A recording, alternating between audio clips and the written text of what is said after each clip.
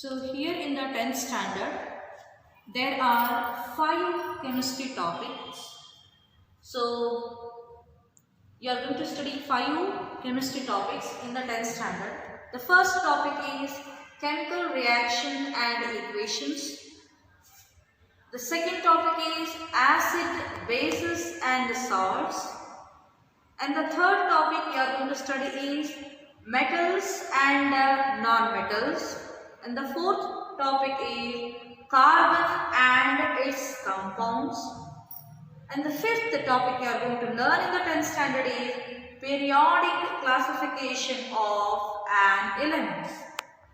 Dear students, you have already come across the two topics, that is the chemical reaction and equation, and the second topic is acid, bases and salts. So one of the first term topic, that is the metals and non-metals, I am going to deal with this topic from now onwards. So before that, I am going to introduce you to some of the metals and non-metals which are available in our lab. You can observe the difference between the metals and the non-metals. So this metals and the non-metals, it is a topic. This topic comes under the major branch of a chemistry, that is applied branch of a chemistry called as a metallurgy. So in the higher classes, if you are studying the metallurgy topic, so you are going to learn in detail about the metals and the non-metals, and you have got wide options to get a job in industrial aspects or in the industrial areas. You are getting a job there. So if you are studying the metallurgy. So this metallurgy is an applied branch of a chemistry. There you are going to study about the metals, how they are extracted, how they are purified, their properties, physical property, chemical properties and their commercial uses. All you are going to learn in this topic is called the metallurgy. So here one chapter is introduced to you in the 10th standard, that is metals and non-metals. I am going to deal with that. Stop. Dear students, in your day-to-day life, you observe the many type of metals. You come across the many type of metals and the non-metals. Loha matu aloha. So we make the use of their metals and non-metals for our daily aspects. But still in our lab we have, I am going to show you some of the metals and the non-metals. Please come. Okay. So it is okay, dear student, it is very easy for you to recognize or write the example for metals and non-metals. So we have a modern periodic table. So we have here 118 elements. Some are natural and some are artificial. It is very easy for you to observe. So if you turn your 10th standard textbook, so it is very easy to identify. See here. So what the green color shaded elements present, or the elements present in a green shaded box, they all are metals. They all are metals. Whereas here in a yellow color shaded box, they are non-metals. And here in between you observe the pink shaded boxes. The elements which are present in a pink shaded boxes, they are nothing but metalloids. Okay. So you can write a tremendous or a lot of examples for these metals. So from the lithium, beryllium to all the elements here up to 116 you can write the examples. And here in the lanthanides and the actinides, they are also called as metals. So it is very easy to identify. It is very easy for you to identify the metals and the non-metals. Usually in a periodic table, the D block elements, S and the D block elements are called as the metals, whereas the P block elements are called as the non-metals. So you are going to learn the periodic table in the next chapter in detail. So it is very easy for you to identify the metals and the non-metals in the periodic table. Okay. See here in our lab, we have a non-metal. This is a non-metal. So this is phosphorus. This is phosphorus. This is a p block element. This is a white phosphorus. So we always keep this white phosphorus in water, because if we keep it out, it will react with the oxygen and will start burning. That's why we are keeping it in a water. This is a white phosphorus. And you are very familiar with the red phosphorus. Red phosphorus is less dangerous. So we are using this red phosphorus in a matchbox. So this matchbox area, it is a red phosphorus. So if you bring a friction, this is also red phosphorus. If you bring the friction, that there is a burning process take place. So this is the red phosphorus. So this is one of the non-metal. Okay. And sulfur. So it is a sulfur. It is also one of the non-metal here. Okay. See why I am showing you this, because so this phosphorus, red phosphorus is in a semi-liquid state here, whereas here sulfur you find it in a powder state. So this is a sulfur here. You just observe. Okay. Next I am going to introduce you to the metal here. You are very familiar with this metal. This is called as a copper. So one of the best conductor of heat and electricity. We are using it in electrical circuits and all. So this is a copper. It is one of the metal. This is an example for a metal. And another element we have zinc. This is also a metal. We have a zinc granules here. This is also a metal. So observe this. And you are very familiar with the iron. So we are taking use of iron in our day-to-day life, the maximum use of iron. So in order to show whether it is really iron, I am going to show you the magnet test. So irons are usually attracted by some magnets. So this is a iron. So you can observe here, these are attracted by the these are attracted by the magnets. So this is a iron. Okay. The next is a gold. So these are gold ornaments you see. This is also a metal. Next is a silver. Yeah, silver. See, this is also a metal. Silver. Many in ornaments also you observe. And another metal I am going to show you is a sodium. It is a sodium. Sodium is always kept in kerosene or in a wax coated. So why? Because if it is vigorously reacting with oxygen and it is burned. So it is very in a reactive series. It is very reactive element. That's why the sodium is kept in a kerosene. Okay. Yes. You just observe the difference between the sodium and silver here. Okay. You just observe the difference between sodium and iron here.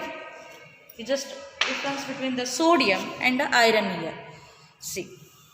So I cannot cut this iron, but I can cut this sodium. With the knife I can cut this sodium. Okay. And you are very familiar with the calcium, sunna. Okay, you are very familiar. So you observe the difference here. I can cut this. Okay. So this is the calcium, one of the metal. So these are the few. Okay, these are the few metals and non-metals which I am showing you, which are available in our lab. So in the next class I am going to show you the difference between the metals and the non-metals, and what are the properties, physical properties and the chemical properties of metals. Again we are going to continue the 10th standard one of the chemistry topic, that is metals and non-metals. Today we are going to discuss about the physical properties of metals, some of the physical properties. So in your textbook they have given some activities, simple activities to narrate you about the the physical property of the metal. So I have here the first activity, that is 3.1. It narrates about the appearance. Appearance in the sense, how does the metals look? For example, see here, usually the metals are having a shining surface. You can see the gold and the silver, you can observe the copper, even the iron also you can observe. So they are having a shining surface. The activity 3.1 narrates about the appearance. How do they look? They have a shining surface and it is called as a metallic luster or metallic lustre it is called as. Okay. ಹೊಳಪು, ಅದಕ್ಕೊಂದು ಲೋಹಕ್ಕೇನಿದೆ ಮೇಲ್ಮೈ ಹೊಳಪು ಇರುತ್ತದೆ. The next activity is the hardness. The activity 3.2 narrates about the hardness of the metal. So I have here metal copper. So I am going to cut this. Usually when you touch this, ಹೇಗಿದೆ? Hard ಗಟ್ಟಿ ಹೌದಾ? Yes. Okay. So when you touch it, you feel it is very hard. Hard touch feeling is you can see here. So I cannot cut this by the knife. ಇದನ್ನ ಹೀಗೆ cut ಮಾಡ್ಲಿಕ್ಕೆ ಆಗೋದಿಲ್ಲ. I cannot easily cut it by the knife. So, but there is a exceptional cases where I have a sodium here. Sodium, I can cut this by the knife. Sodium can be cut by the knife. And sodium is not having a metallic luster. That means it is not having a shining surface. So there are some exceptional cases are there. But usually, when you touch the metals, you feel hard. Okay, metals are usually hard. Okay. Next activity 3.3, it is narrating about the one of the property of the metal. So the physical property. So when you beat the metal, continuously, you can beat them in up to making a sheet. You can make them a thin sheet of a metal. That is called the malleability. So it can be beaten to make a thin sheets. That is called the malleable property of a metal. Okay, it is called the malleable. You can see, you can observe the bangle here, gold bangle. So they have beaten it into a thin sheet. Even any type of sheets you can observe, you can see where the metals can be beaten into thin sheet. That property is called as a malleable. And the activity 3.4, what it narrates about the ductility, the ductile property of the metals. So the metals can be drawn into thin wires. The metal can be drawn into thin wire. You can observe the copper wire here. So like said in your textbook, 1 gram of gold can be drawn into 2 kilometers. 2 kilometers, up to 2 kilometers it can be drawn. So it can be drawn into thin wires. That is the ductile property of a metal. It is called the ductility. And activity 3.5 narrates about the conductivity of heat, whether the metals are good conductor of heat or not. For that I am showing you one of the simple activity. See here.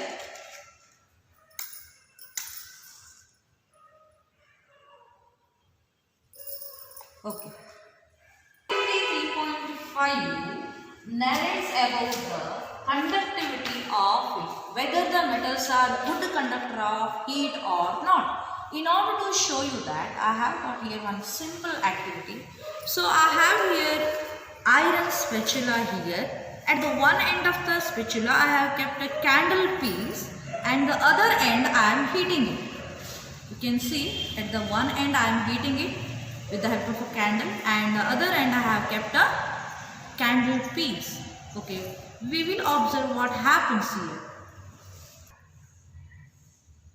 Okay, you can see here at the one end the candle piece got melt here. Okay, so please touch it.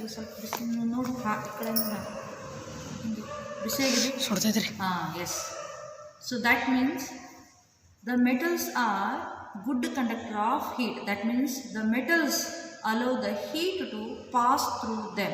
That's why the metals are good conductor of heat.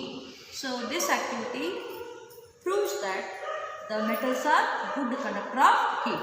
And the next activity is whether the metals are. Activity 3.6 narrates about the conductivity of electricity. Whether the metals are good conductor of electricity or not. So I have here simple circuit here. So I have a battery here and we have got the circuit. So here you can see the copper wire. So it is an insulated copper wire. So you can observe here copper wire. So I have a LED bulb here. So if I touch this, yeah. So there is a electric energy or electricity. So there is a the lightning in the LED bulb you can see here. That means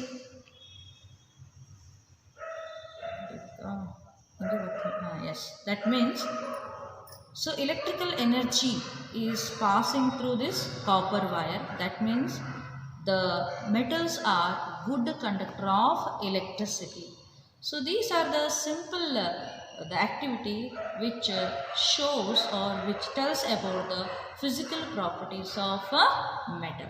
Start. The conclusion of the activities. So activity 3.1.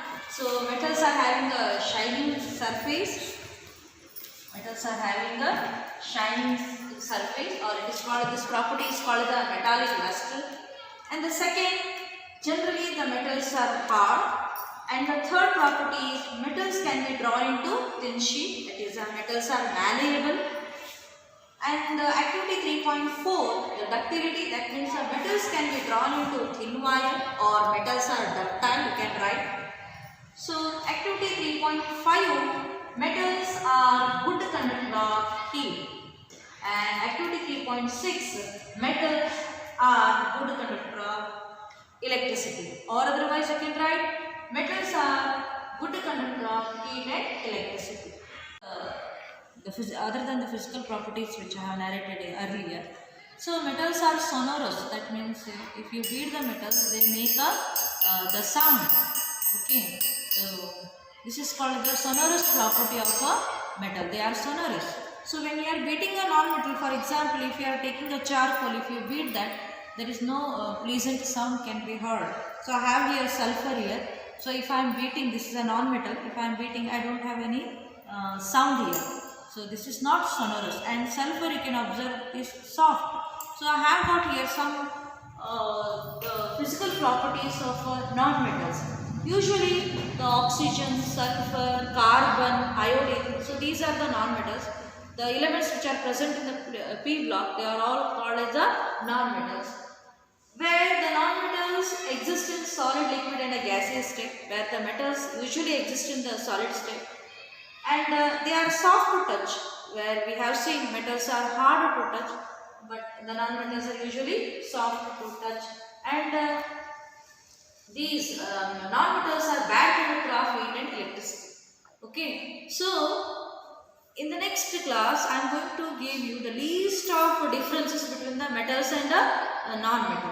So other than this, some exceptional cases are there. So even being a non-metal, they are a good conductor of heat. Even being a metal, they are soft, they don't have a metallic luster. So such the metals are usually having a high melting point.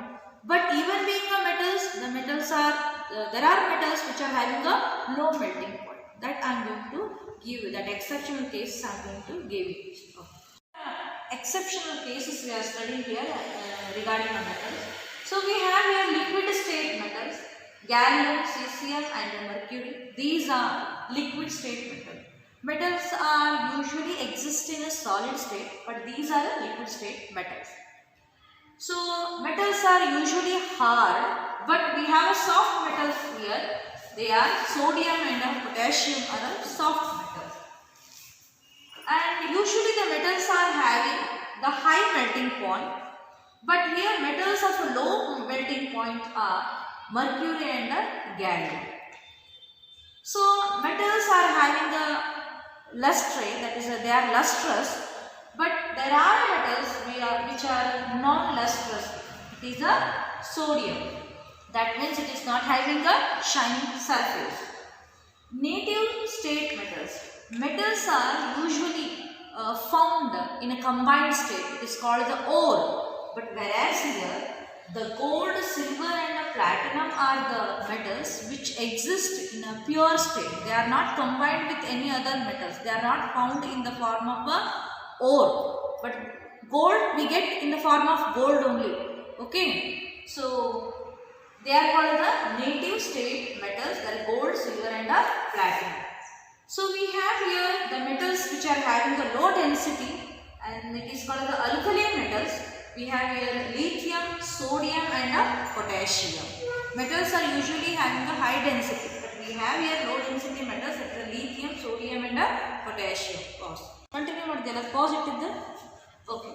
So the hardest non-metal is diamond here. Diamond is one of the allotrope of a carbon, and carbon is a non-metal, but the diamond, it is one of the hardest non-metal. Okay, or it is called the hardest substance on the earth. Okay, so only the diamond can cut the diamond only. Okay, next is the non-metals of good conductor of heat and electricity. Usually the non-metals are bad conductor of heat and electricity, but whereas here we have a graphite. Again, it is one of the allotrope of a carbon, so it is a good conductor of heat and electricity. Okay, that's why the graphite rod is used in batteries. Next, non-metal with a lustrous, that is it is having a, usually non-metals are not having a shiny surface, but whereas we have here iodine which is having a shiny surface, that's why it is the example of non-metal with a lustrous.